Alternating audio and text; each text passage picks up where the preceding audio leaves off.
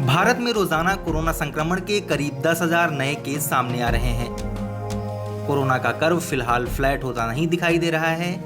ऐसे में एक स्टडी सामने आई थी जिसमें कहा गया कि नवंबर में कोरोना भारत में अपने चरम पर होगा। तब बेड, वेंटिलेटर और तमाम स्वास्थ्य सुविधाओं की किल्लत हो जाएगी। लेकिन इस स्टडी को आईसीएमआर ने नकार दिया है। आईसीएमआर ने कहा है कि उसका इस स्टडी से कोई लेना देना नहीं है, ये स्वतंत्र रूप से की गई है। पीआईबी की ओर से भी कहा गया है कि इस स्टडी को आईसीएमआर के द्वारा नहीं किया गया है। ऐसे में इसमें दी गई जानकारी को सही नहीं माना जा सकता है।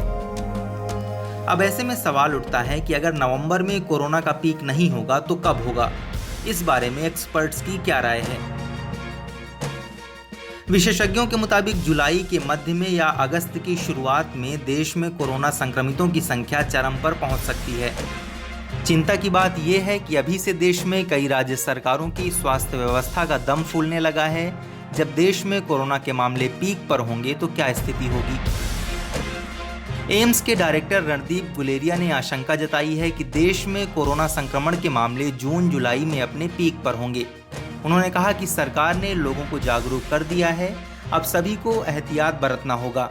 घर से बाहर निकलते वक्त ये मानकर चलें कि सामने वाला कोरोना संक्रमित है और उसी के अनुरूप सावधानी बरतें। हालांकि उन्होंने अभी देश में कम्युनिटी स्प्रेड की बात से इनकार किया है। दिल्ली के सर गंगा राम अस्पताल के वाइस चेयरमैन डॉक्टर एसपी बायोत्रा के मुताबिक कोरोना का कर्व फिलहाल फ्लैट होता नहीं दिख रहा है।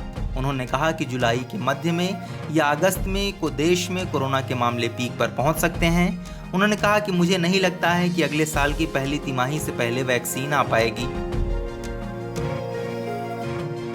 दिल्ली के मुख्यमंत्री अरविंद केजरीवाल का कहना है कि 31 जुलाई तक शहर में कोरोना संक्रमितों की संख्या 5.5 लाख तक पहुंच सकती है। सोचिए अगर दिल्ली में ही इतने मरीज होंगे तो देश की क्या स्थिति होगी। अभी दिल्ली देश में कोरोना से सबसे ज्यादा प्रभावित राज्यों की सूची में तीसरे स्थान पर है। 15 जून को देश में कोरोना वायरस के 10,667 नए मामले सामने आए हैं। देश में कुल संक्रमितों की संख्या 3,43,091 पर पहुंच गई है। वहीं मरने वालों की संख्या 9,900 हो गई है। स्वास्थ्य मंत्रालय के मुताबिक भारत में सोमवार सुबह से लेकर पिछले 24 घंटे में 380 लोगों की मौत हुई। स्वास्थ्य मंत्रालय के अनुसार देश में अब भी 1,53,178 लोग कोरोना वायरस से संक्रमित हैं। मंत्रालय ने बताया कि कुल 1,80,012 लोग बीमारी से स्वस्थ हो गए हैं और एक मरीज विदेश चला गया है। इस वीडियो में फिलहाल इतना ही। आप अपने सवाल और सुझाव हमें कमेंट करके बताइए। बाकी देश और दुनिया की ताज़ा तरीन खबरों की अपडेट्स के लिए हमारे चैनल लोकमत हिंदी को सब्सक्राइब कर लीजिए। अगर आप ये वीडियो फेसबुक पर देख रहे हैं तो हमारे पेज को लाइक और फॉलो कर लीजिए।